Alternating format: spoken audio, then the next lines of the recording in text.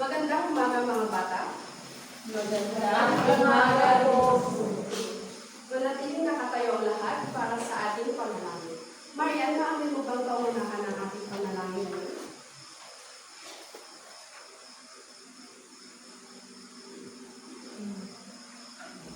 Bago kayo umupo, maaari niyo bang tignan sa ilalim ng inyong mga puuan kung mayroon mga kalat? Kung wala naman, maaari na kayong umupo. Ngayon, pag tinawag ko ang inyong pangalan ay pumalakpak kayo ng 2 beses. Casey, Judea, Megan, Marian. Nagagalak ako at kayo ay kumpleto sa araw na ito. Ngayon naman, sa ating klase, mayroon tayong 3 alituntunin. Ano nga ba yung una, Casey? Manahimik po, guro. Manahimik kung nagsasalita ang guro at mga kaklase. Ang pangalawa naman, Judea. Makinig sa guro. Tama. At ang panghuli, Marian? Itaas ang inyong kanang kamay kung may gusto kayong tanungin o kung gusto ninyong sumagot sa katanungan ng guro. Ngayon naman, yung nakaraang araw ay ang ating talakayan ng nakaraang araw ay talang buhay. Ang talang buhay. Ngayon, may gagawin kayo sa pamamagitan ng ruleta ay may mga katanungan na napaloob dito. At inyong itong sasagutan.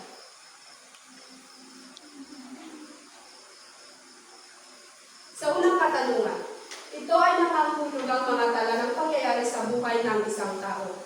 Ano ito? Casey? Talang buhay po, guro. Talang buhay. Sa ikalawang katanungan naman, ano ang 2 uri ng talang buhay? Yes, Marian? Karaniwan at di karaniwan. Karaniwan at di karaniwang uri ng talang buhay. At ang panghuling katanungan, ano ang layunin ng talang buhay? Yes, Megan? Nakatala ang buhay ng isang tao. Tama. Dito natin na nakikita ang buhay ng isang tao. Magaling at kayo ay nakinig sa ating talakayan noong nakaraang araw.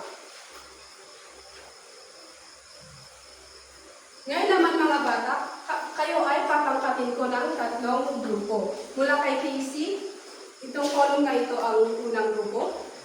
Ito naman ang ikalawang grupo at ito ang ikatlong grupo.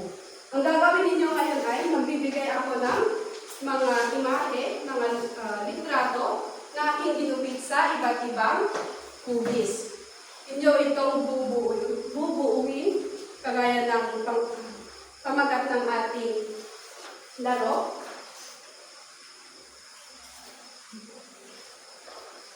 At magbibigay kayo ng paglalarawan o maikling kwento batay sa larawan na ating binigay sa inyong grupo. Naiintindihan ba mga bata? Oo. Maaari na kayong pumunta sa inyong grupo.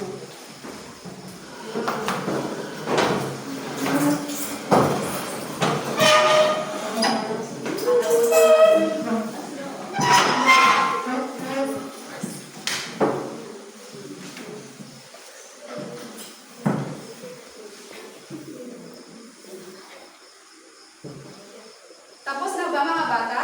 Oo. Maaari na kayong bumalik sa inyong upuan.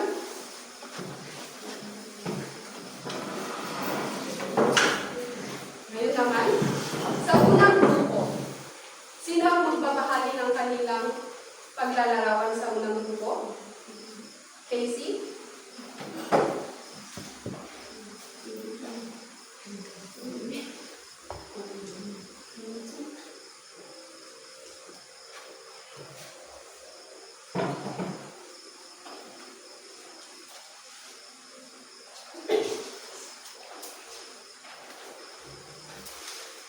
Sa larawan na ibinigay mo sa aming guro ay ang panahon ngayon ay napakainit po, guro.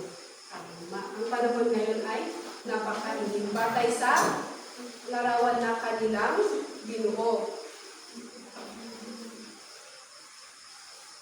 Nakikita niyo ba mga bata?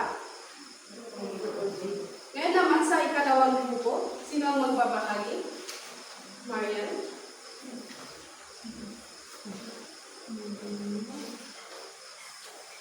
Sa ikalawang larawan naman ay si Manny Pacquiao masayang nag-uwing tropeo sa boxing dahil sa walang sawang pag-iinsan. Tama mga bata. At sa pangatlong grupo, Dito naman sa aming binuong larawan, maruruming basura at usok galing sa mga sasakyan at planta. Nagdudulot ng polusyon. galing mga bata, maaari ba kayong magbigay ng sa inyong sarili ng limang palakpak? Ngayon naman, meron akong ipapadinig sa inyo ng mga linya at inyong hulaan kung sino ang nagsasalita sa video na ito. Ang grupong may pinakamaraming puntos ay siya ang tatanghaling panalo sa araw na ito. Handa na ba kayo mga bata? Opo, guro. Makinig na mabuti. Ang buhay ay weather lang. Sino? Kim at Yensa po, guro. Tama. Para sa unang grupo, mayroon silang unang puntos. Ito ang tandaan ninyo. Hindi namin kayo tatantaras. Mike and Lee. Sa pangalawang grupo, may isa silang puntos. Maraming salamat. At muli po, magandang gabi. Bayan. Tama. Pangalawang grupo. Makinig. Susunod na pagsasama. Dito natin sa program ng pagsunod ng kapwesuhan. Tumitig ko lang yan. Tuloan.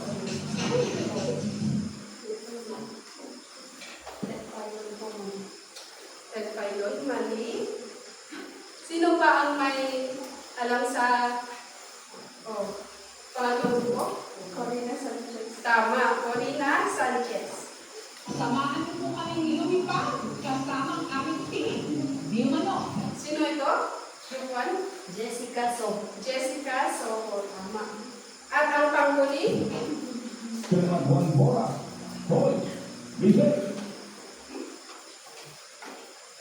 Boy Abulay. Boy Abulay, hindi.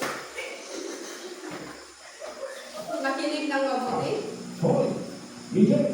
Ang one? Ted Pailon. Ayun.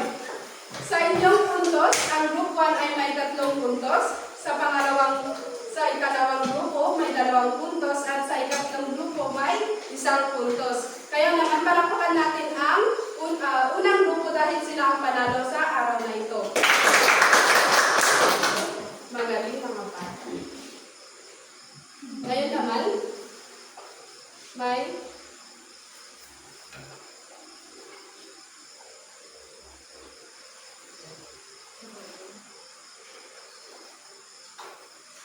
kanina, yung mga personalidad na inyong binanggit kanina ay saan nyo sila karaniwang nakikita o napapakinggan?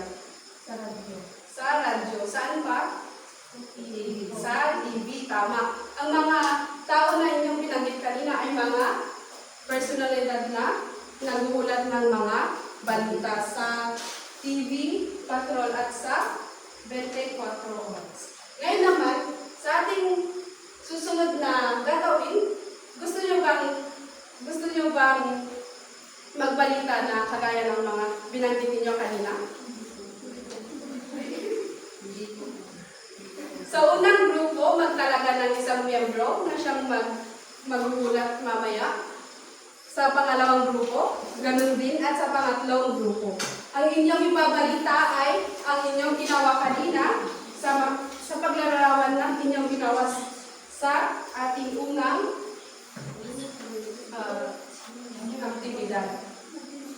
Handa na ba mga bata? Opo, guro. Pupunta kayo dito sa harapan.